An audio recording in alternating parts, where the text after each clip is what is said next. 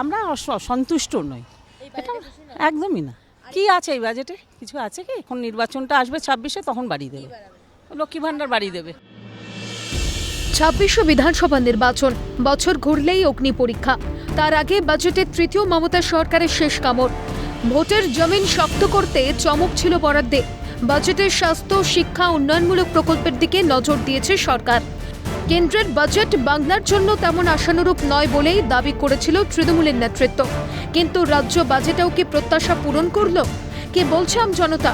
অনেকেরই মতে এবারের রাজ্য বাজেট মন্দের ভালো। শিল্প নেই, কর্মসংস্থান নেই। সরকারের বেকার সমস্যা সমাধানের জন্য আরও জোর দিয়ে ভাবা উচিত। কর্মসংস্থানটা সৃষ্টি করলে আমার মনে হয় বেশি ভালো হতো। ঠিক আছে, এগুলো দিয়ে কতদিন আর করবে যাই না। বেকার সমস্যার সমাধান এইভাবে করা যাবে না। শিল্প কোথায়? আমাদের শিল্প তো নেই কিছু। ইনফ্রাস্ট্রাকচারে যা কাজকর্ম হচ্ছে, আর বাকিগুলো তো ধরে নিন ওই আমাদের এই কম্পিউটার বেস যেগুলো হয়, কম্পিউটার হাব বা সফটওয়্যার হাব, এইসব হচ্ছে। কিন্তু জেনারেল শিল্পটা দরকার, যেটা আমাদের এখান থেকে চলে গেছে, সেটা আর কিছু না। ভালো, মন্দের ভালো বলতে পারেন। দেখুন বাজেটে এই যেগুলো দিচ্ছে না, এগুলোতে খুশি বলে কিছু হলে আলটিমেটলি খুব ভয়াবহ একটা অবস্থা আছে। পশ্চিমবঙ্গে একটা ভয়াবহ অবস্থা আছে। সেই ভয়াবহ অবস্থাটাকে কিন্তু এইভাবে ছোটোখাটো এইসব দিয়ে কিছু হবে বলে আমার মনে হয় না, আমার ব্যক্তিগত ধারণা। 200 কোটি টাকার করছে সবই ঠিকই, কিন্তু আমি একটাই বলবো, বেকাররা কি পুরো বেকারই হয়ে যাচ্ছে ছেলেমেয়েরা। ওরা কোনো দিকে কোনো কিছুই হচ্ছে না।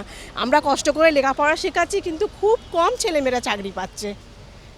দিদিকে এটাই বলবো যে যেন উনি দেখেন সব কিছু, সবাই যেন একটা ভালো কিছুতে ছেলে মেয়েদের কষ্ট যে আমরা করছি যেন ওরা একটা দাঁড়াতে পারে। সব মা বাবারই এটাই ইচ্ছা। এত ছেলে মেয়ে পাশ করে বসে আছে, তাদের জন্য ভাবা উচিত। লক্ষ্মীর ভাণ্ডারটা কখনোই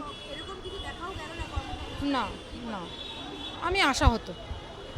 হ্যাঁ, শিল্প সম্মেলন প্রতি বছরই হয় বা বাণিজ্য সম্মেলন প্রতি বছরই হয়। তার এফেক্ট কি আসে না আসে আমাদের মতো সাধারণ মানুষেরা অনেকটাই দেখতে পান এবং বুঝতে পারেন। তো সেই অবস্থাতে আমাদের যে জায়গাটা, আমরা ওই চাতক পাখির মতন অবস্থা, জল নেই, জলের হাহাকার করে বেড়ানো। 4% দিয়ে বাড়িয়ে সরকারি কর্মচারীদের ক্ষোভ প্রশমন করার চেষ্টা করছে সরকার। কিন্তু 21-এর বিধানসভায় গদি ধরে রাখতে যে জনমোহিনী প্রকল্প লক্ষ্মীর ভাণ্ডার ছিল মমতা সরকারের হাতিয়ার, 26-এর নির্বাচনের আগে সেই খাত বরাদ্দ বাড়ল না।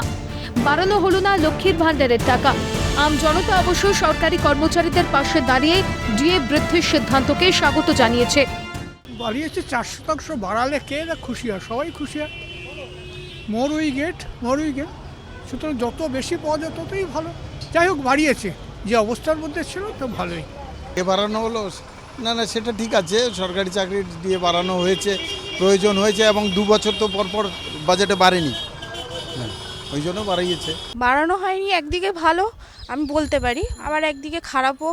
কেন গ্রামের দিকে অনেকেরই একটা চিন্তা ভাবনা থাকে যে এটা আসলে এটা আমি করব, সেই মেয়েদের জন্য আবার খারাপ।